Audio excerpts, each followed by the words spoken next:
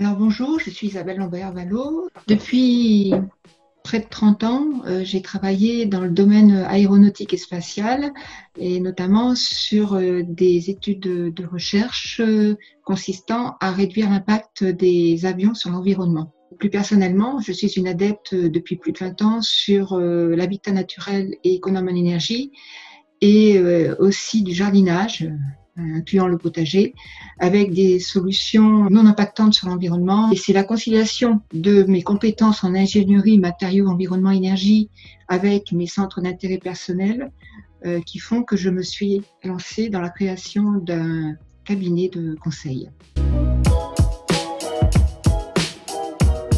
C'est un cabinet de conseil sur la réduction de l'empreinte environnementale du secteur du bâtiment. C'est un secteur qui émet quand même près d'un quart des émissions de gaz à effet de serre en France. Donc l'objectif, c'est en fait donc d'inciter les propriétaires fonciers et aussi les locataires à réduire leur facture d'énergie fossile. Donc je leur propose en fait d'isoler thermiquement leur bâtiment, non pas avec du polystyrène, la laine de verre, mais plutôt avec des matériaux qui contiennent des fibres végétales comme la laine de chanvre, la laine de lin, etc.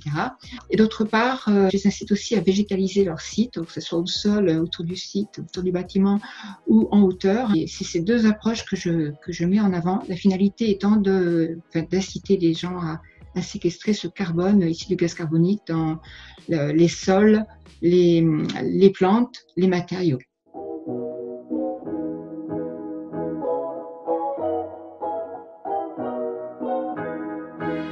Je pense que l'idée a germé suite à la préparation d'une réunion que j'avais sur les impacts environnementaux dans le secteur aéronautique, où je me demandais comment, au-delà de planter des arbres dans les pays tropicaux, on pouvait compenser localement pour compenser les émissions de gaz à effet de serre du secteur aéronautique. Et finalement, donc, j'ai cette volonté de mettre à contribution finalement le secteur du bâtiment pour réduire donc les impacts en séquestrant ce carbone biogénique dans les matériaux, les sols, les plantes et les arbres. L'un de mes souhaits, c'est que ce stockage biogénique, grâce à la photosynthèse des plantes, soit valorisé sur le marché du carbone et aussi dans la réglementation environnementale 2020 pour aider à réhabiliter les bâtiments. Alors en fait, j'ai été immatriculée juste avant le confinement, donc c'est un peu tôt pour avoir du recul. Cependant, j'ai eu la chance d'avoir été accompagnée par la couveuse des Yvelines pour en fait me former sur l'entrepreneuriat, me constituer ce nouveau réseau.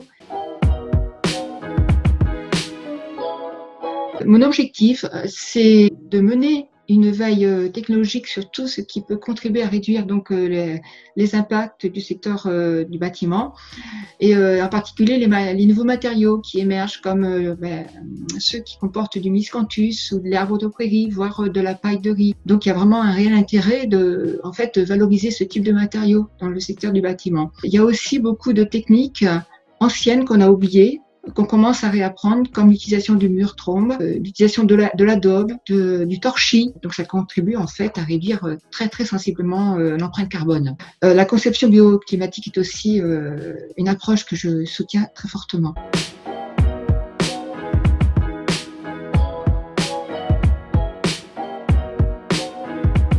Mon objectif, c'est d'abord donc de m'adresser aux propriétaires et locataires usagers des bâtiments en Île-de-France pour en fait les inciter à limiter leur empreinte carbone, leur proposer éventuellement de faire un bilan carbone, voire dans un deuxième temps leur proposer une forme de compensation carbone.